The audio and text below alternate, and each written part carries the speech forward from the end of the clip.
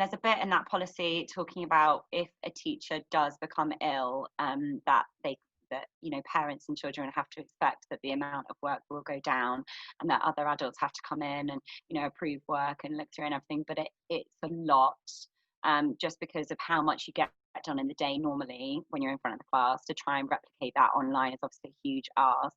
And we wanted to get that face-to-face time with the kids by doing a morning greeting every day and then having our videos as well. And it's really helpful in our year groups that we're able to share that out. And I know that the year groups were great at sort of delegating work and organising it so that everybody knew what they were doing. But we had, for example, in one year group, 2 out of the 3 teachers both actually had COVID, and the third teacher wasn't particularly confident using an online platform. So that was a real struggle. I think, yeah, it was unfortunate that 2 out of the 3 teachers had COVID. And as Louise said, the person who was left was not that technologically confident, and so then we didn't want her to feel overwhelmed or pressurised. We had all 3 teachers working in our one. I mean, somebody was expecting a baby, so it was a bit, still it was like, oh my goodness.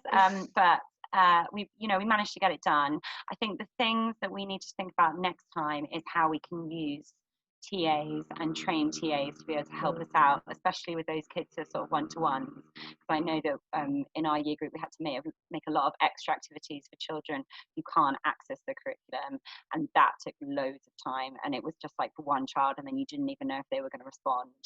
So I think thinking about all those extra things on top of making the videos and responding to work, just really organising yourself makes it better, but it is quite daunting, quite a lot.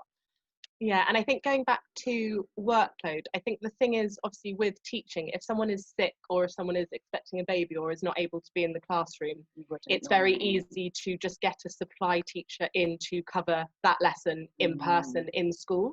And I think where it becomes a bit grey is how is that cover done when it's virtual? And actually it's not as easy as just getting someone in, because they won't know how to use the platform, they can't make videos, they haven't had the training, and so I think that does become a lot trickier. And I think that's the area that we kind of need to navigate and work on